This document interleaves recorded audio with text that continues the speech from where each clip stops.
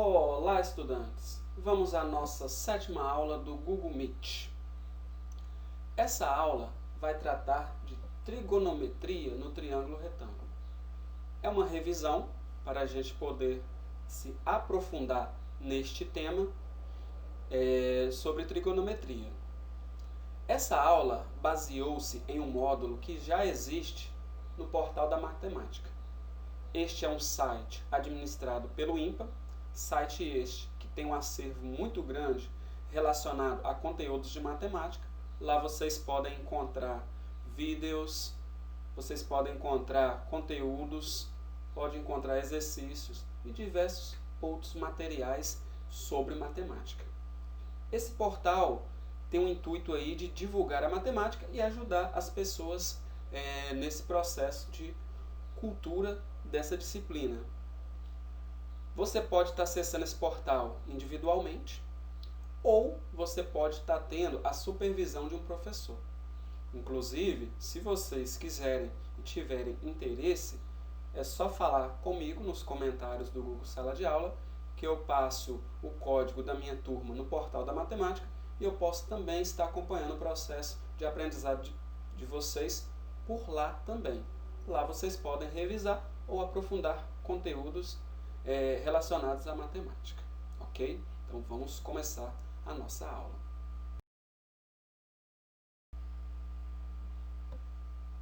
Vamos iniciar pensando em um conteúdo que vocês já estudaram, que é chamado de semelhança. A característica principal da semelhança é a congruência entre os ângulos. Mas eu não vou pegar todas as figuras, eu não vou generalizar. Eu vou pegar figuras específicas. Neste caso, nós vamos pegar figuras que são triângulos retângulos. Então, a minha intenção aqui, como eu vou trabalhar com trigonometria, é inicialmente pensar em triângulo retângulo. Então, eu vou pegar dois triângulos retângulos de tamanhos diferentes. E aí nós vamos fazer uma comparação. Como vocês já viram que quando eu tenho figuras semelhantes entre si, elas são semelhantes se os ângulos forem congruentes. E essas figuras semelhantes têm uma proporcionalidade entre os seus lados. Ou seja, ao relacionar alguns lados dessas figuras, nós vamos ter frações equivalentes. Se eu dividir, por exemplo, o lado B pelo lado A do primeiro triângulo e dividir o lado E pelo lado D do segundo triângulo, essas duas frações são equivalentes porque as figuras são semelhantes. Ou seja, o resultado da divisão é o mesmo para essas duas frações. Se eu pegar C e dividir para A, é a mesma coisa que eu pegar F e dividir para E. O resultado dessas duas divisões é o mesmo. E por fim, se eu pegar C e dividir para B, vai ser a mesma coisa que pegar F e dividir para E. Os resultados vão ser os mesmos. O que eu quero dizer com isso? Que, independente do tamanho do triângulo, o resultado das divisões dos lados do triângulo retângulo não depende das medidas dos lados. Ou seja, se eu pegar a divisão entre lados de triângulos, independente do triângulo que eu utilize, sendo retângulo, essas divisões vão dar sempre o mesmo valor. E esses valores resultantes da divisão, nós chamamos de razões trigonométricas. E é esse conteúdo que a gente vai estudar, inicialmente. E como eu coloquei 3 divisões, é justamente por quê? Porque nós vamos estudar inicialmente 3 razões. Por isso eu fiz essas divisões, para a gente já começar a entender o que está acontecendo. Então vamos continuar esse conteúdo. Agora vamos conhecer algumas características de um triângulo retângulo. Porque nós vamos estudar trigonometria no triângulo retângulo, então nós temos que conhecê-lo bem a fundo. O triângulo retângulo é um triângulo. Como todo triângulo tem 3 lados, a soma dos ângulos internos de qualquer triângulo é igual a 180 graus, mas no triângulo retângulo em específico, nós temos um ângulo de 90 graus. E os outros são dois ângulos agudos. Como o ângulo reto ali, que é de 90 graus, faz parte das somas dos ângulos internos, e a soma é 180, os outros dois ângulos agudos, ao somar, vai dar 90, e mais 90 dá 180. Então, é uma característica que a gente já pode enxergar. Já que um ângulo é 90, os outros dois somados têm que dar 90 para dar a soma dos ângulos internos, que é 180. Este lado aqui tem um nome específico. Ele é chamado de cateto, que é o lado que está adjacente ao ângulo reto, o ângulo de 90 graus. Esse daqui de baixo, que está em frente para o ângulo reto, ou, falando em termos matemáticos, ele está oposto ao ângulo reto, ele é chamado de hipotenusa. E o outro, que também tem a mesma característica do primeiro lado que eu falei, é o outro cateto, que ele é adjacente ao ângulo reto. Então, os dois ângulos adjacentes ao ângulo reto são os catetos. E o lado oposto ao ângulo de 90 graus é a hipotenusa. Então, essa é uma característica que tem aí o triângulo retângulo. Por ele ser muito importante, né, seus lados vão ter esses nomes aí. Conhecendo mais um pouco do triângulo retângulo. Vou colocar aqui para vocês dois triângulos. Até destaquei os lados em cores diferentes para facilitar a nossa compreensão. A hipotenusa é tranquilo. É aquele lado que está oposto ao ângulo reto. Mas agora nós temos os dois catetos. Esses dois catetos vão ter nomes específicos dependendo a relação que eu estou colocando desses lados com o ângulo. Então, ao fazer a relação dos lados e o ângulo, cada cateto vai ter um nome específico. Esse primeiro triângulo, eu tenho um ângulo alfa aqui embaixo, amarelinho. O cateto que é adjacente a esse ângulo alfa é chamado de cateto adjacente. O nome já é bem subjetivo. Ok? O outro, que está em frente ao ângulo alfa, é chamado de cateto oposto. O nome, né, já fala isso. Então, se está em frente, ele é oposto. Se está do lado, ele é adjacente. Já se eu levar em consideração o ângulo beta, qual vai ser o cateto adjacente?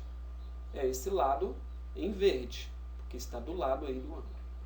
Logo, né, o lado azul é o cateto oposto. Então, o cateto pode ser adjacente ou oposto, dependendo de que ângulo a gente está falando. Então, isso é muito importante para fazer os cálculos. Só a partir daqui que a gente pode começar a falar sobre razões trigonométricas. As três razões que nós vamos trabalhar é o seno, o cosseno e a tangente. Como esses nomes são dados a divisões entre os lados dos triângulos retângulos, nós vamos começar pela divisão do cateto oposto pela hipotenusa. Essa divisão entre o cateto oposto e a hipotenusa tem o nome de seno. Então, toda vez que eu dividir o cateto oposto pela hipotenusa de um triângulo retângulo, nós temos um resultado, e o nome desse resultado é chamado de seno deste ângulo. Agora, se eu pegar o cateto oposto e dividir pelo cateto adjacente, o nome dessa divisão é a tangente. E por fim, se eu pegar o cateto adjacente e dividir pela hipotenusa, nós teremos o cosseno. Nós temos mais outras três razões trigonométricas que nós não vamos trabalhar no momento, mas que dá para a gente falar um pouco sobre elas. Por exemplo, ali no seno, eu tenho o cateto oposto dividido pela hipotenusa. Se eu fizesse o contrário, hipotenusa dividido pelo cateto oposto, eu teria uma outra razão trigonométrica, que a gente vai estudar mais à frente. A mesma coisa para o cosseno e para a tangente, que na realidade vão ser os inversos dessas razões trigonométricas. Mas, por hora, essas três já vai nos ajudar bastante.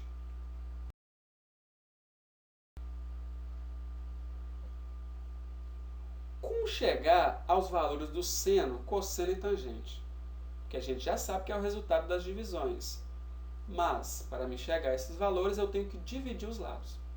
Eu vou trazer aqui um ângulo notável, que é um ângulo comum na matemática e muito utilizado e aparece em várias aplicações. Então eu vou pegar um ângulo notável para a gente começar essa discussão. Vou desenhar aqui um triângulo equilátero, que é aquele triângulo que tem todos os lados com a mesma medida e os ângulos internos também têm a mesma medida. Como a soma dos ângulos internos é igual a 180 graus, ao dividir por 3, cada um desses ângulos internos mede 60 graus. O de lá de cima também mede 60. Mas esse segmento que está no meio, que é a altura do nosso triângulo equilátero, ele está exatamente no meio mesmo. Ele é chamado de altura, porque faz um ângulo reto com a base, e ele também é nossa bissetriz, porque está ali dividindo o ângulo em dois ângulos congruentes. Como aquele ângulo lá de cima é de 60 graus, esse pequenininho do lado esquerdo tem 30 graus.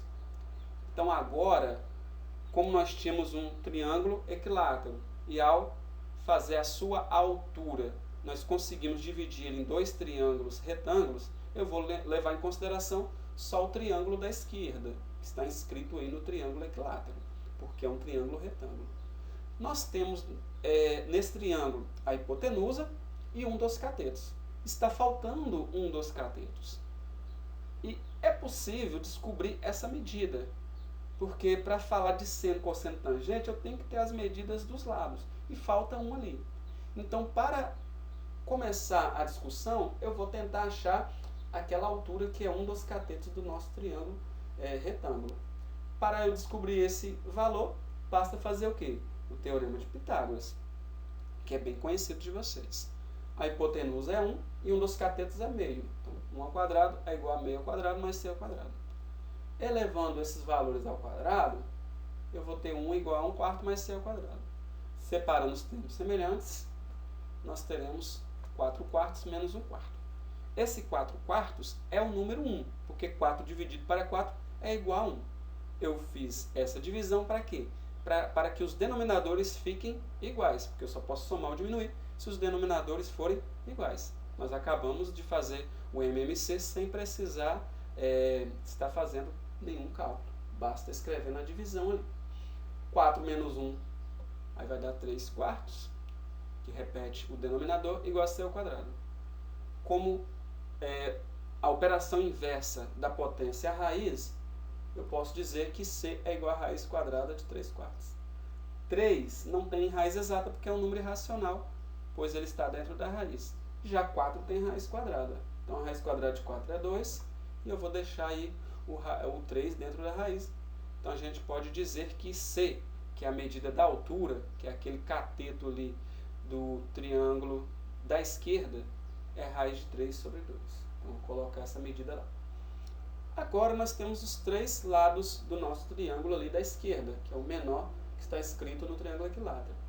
A partir daí, nós vamos calcular seno, cosseno e tangente desse ângulo de 60 graus. Poderia ser o de 30? Poderia. Eu escolhi aqui aleatoriamente. Então vamos tentar aqui calcular o de 60. Em relação ao ângulo de 60, qual é o cateto oposto?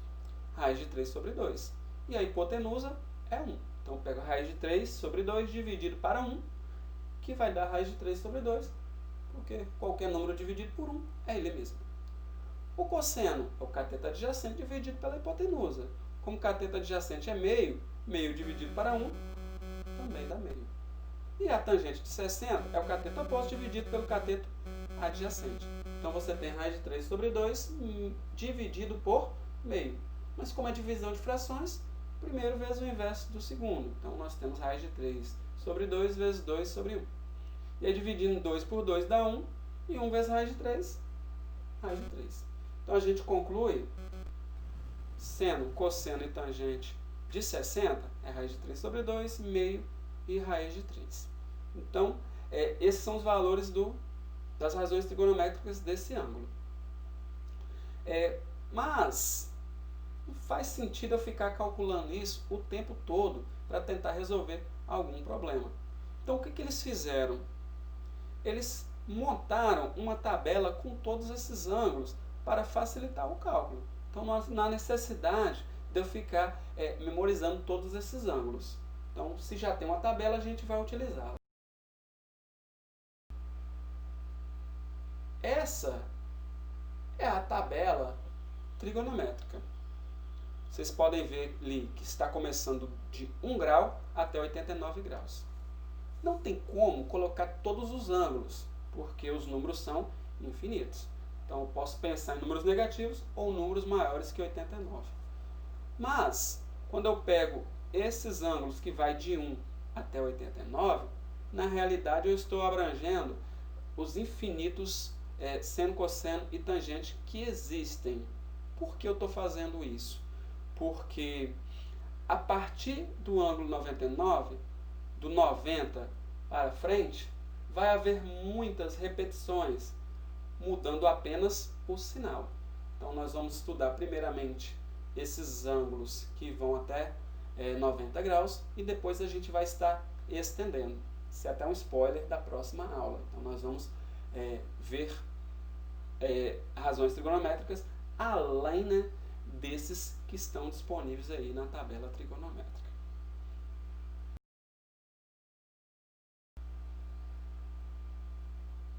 Para ficar bem claro tudo isso que foi falado, eu trouxe 3 exemplos para a gente estar discutindo sobre eles. O primeiro exemplo fala o seguinte: uma das extremidades de um cabo de aço esticado está presa ao topo de uma antena. A outra extremidade desse cabo tem 25 metros, está presa ao solo, formando um ângulo de 35 graus, conforme representado na figura abaixo. Qual é a altura dessa torre em relação ao solo? Então, como nós vamos iniciar esse problema? Como a pergunta é a altura, então já vou aqui pensar na altura. Quem é a altura da antena? É o segmento que vai de S a T. Eu vou denotar esse segmento de H porque eu não conheço ele. Então, vou colocar aqui uma incógnita. Nós vamos ter que pensar no que eu vou usar aqui. Eu já tenho a medida do cabo de aço e eu quero determinar a altura. Então, tem que relacionar os valores que eu conheço com os que eu quero descobrir. E esses dois valores em relação ao triângulo retângulo seria quem? Eu tenho que olhar o ângulo, que no caso aqui, o único ângulo que nós temos é 35 graus. O cabo de aço, obviamente, é a hipotenusa, porque ele é oposto ao ângulo reto. E a altura da torre vai ser quem? O cateto oposto, porque ele está em frente do ângulo de 35 graus. E cateto oposto e hipotenusa, a gente está falando do seno. E o seno deste ângulo já está dado aqui no problema. Seno de 35 é igual a 0,57 aproximadamente. Então, vamos tentar montar aqui. 0,57, que é o seno, é igual a quem? O cateto oposto, que é o H, dividido pela hipotenusa, que é 25. Fazendo a multiplicação, H vai ser quem? 0,57 vezes 25, que é igual a 14,25 metros. E aí a gente chega, né, à solução desse primeiro exemplo. Bem fácil. O que talvez pode dar trabalho é encaixar ali o nome dos lados. A partir daí fica bem simples. Vamos ao nosso exemplo de número 2. O topo B de uma torre vertical AB é visto de um determinado ponto C no solo sobre um ângulo de 30 graus. Além disso, a distância do ponto C à base da torre é igual a 100 metros. Assumindo como irrelevante o desnível entre o ponto C e a base A, calcule a altura da torre. Neste problema, não foi dado um desenho, então, em matemática, é interessante fazer o desenho para a gente interpretar melhor o problema em questão. Então, como que é a altura da torre, eu vou desenhar o triângulo desse jeito. De A a B é a altura da torre, de C a A é a medida que foi dado lá do solo, e nós temos um ângulo de 30 graus em relação ao lado CB. Então nós temos esse triângulo, já tem os 100 metros ali de baixo e quer descobrir a altura da torre. O ângulo em questão é o ângulo de 30 graus. Agora eu tenho que ver os dois lados que eu vou utilizar, que é a altura da torre e os 100 metros, para ver quem é quem. Este, óbvio, né, é o cateto oposto, porque está em frente ao ângulo que nós estamos analisando. Já os 100 metros, como está do lado do ângulo, é o cateto adjacente. E quando eu relaciono o cateto oposto com o cateto adjacente, nós temos quem? A tangente. E aí o que eu vou fazer agora? Eu tenho que ver qual é a tangente desse ângulo de 30 graus. Mas no problema não foi dada essa tangente. Então vai aqui um alerta para vocês. Eu não preciso memorizar a tabela trigonométrica. Mas quando se trata dos ângulos notáveis, que são os ângulos de 30, 60 e 45 graus, eu obrigatoriamente tenho que saber as razões trigonométricas desses ângulos. Por quê? Porque eles são ângulos muito comuns. Tem professores que cantam até uma música para as pessoas memorizarem, né? Mas eu vou colocar aqui a tabela e aí depois vocês podem estar pensando aí ou em música ou tentar em uma sequência para chegar a essa tabelinha aqui dos ângulos notáveis que obrigatoriamente vocês têm que saber. Em um processo seletivo ou no Enem, eles não dão esses valores. Mas o que nós precisamos aqui é a tangente de 30. Então é esse daqui que eu preciso. Então raiz de 3 sobre 3, que é a tangente, é igual a quem? Cateto oposto, que eu não conheço, que é a altura da torre, eu denotei aqui por x, dividido por 100, que é o cateto adjacente. Multiplicando os extremos, eu tenho 3x é igual a 100 raiz de 3. Como 3 multiplica x, x é igual a quem? 100 raiz de 3 sobre 3. Ou 100 raiz de 3 terços. Então nós temos aí a altura dessa torre. Então 100 raiz de 3 sobre 3 metros. Respondido o exemplo de número 2.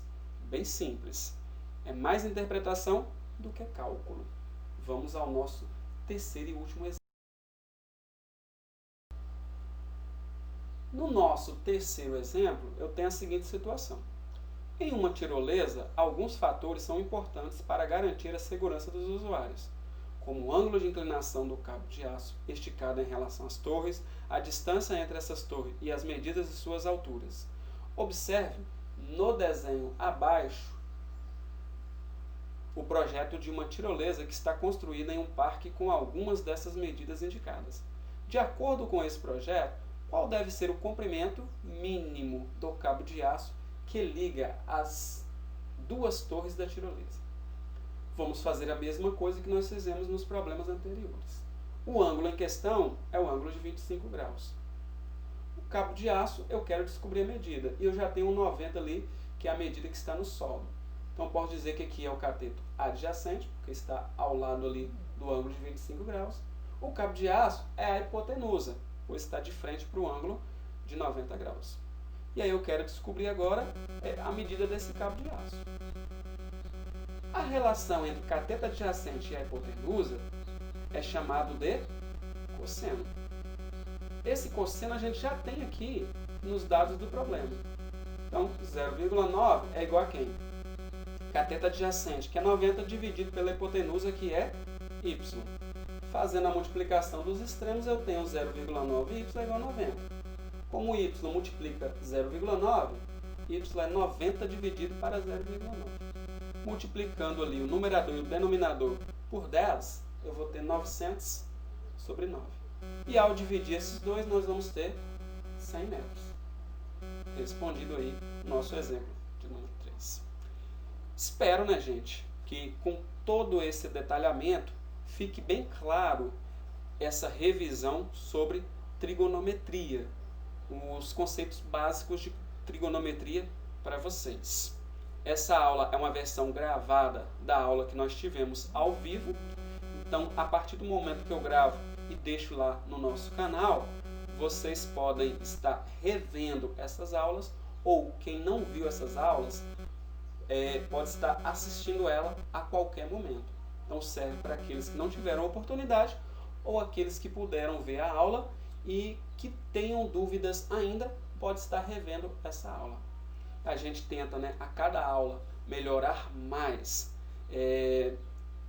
essa interação entre os alunos, e aí vocês podem estar dando um feedback para a gente, né, fazer coisas ainda melhores para que vocês entendam esse processo de aprendizado, ok? Gostaria de agradecer a todos que se fizeram presentes nessa aula e, né, até a nossa próxima aula, que nós vamos estar vendo muito mais sobre trigonometria. Muito obrigado e até a nossa próxima aula do Google Meet.